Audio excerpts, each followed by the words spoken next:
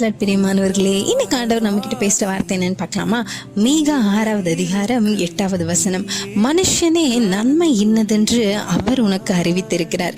நியாயம் செய்து இரக்கத்தை சிநேகித்து உன் தேவனுக்கு முன்பாக மனத்தாழ்மையாய் நடப்பதை அல்லாமல் வேற எண்ணத்தை கர்த்தர் உன்னிடத்தில் கேட்கிறார். ஆமாங்க, நம்ம தேவன் ரொம்ப நல்லவர் இல்லை?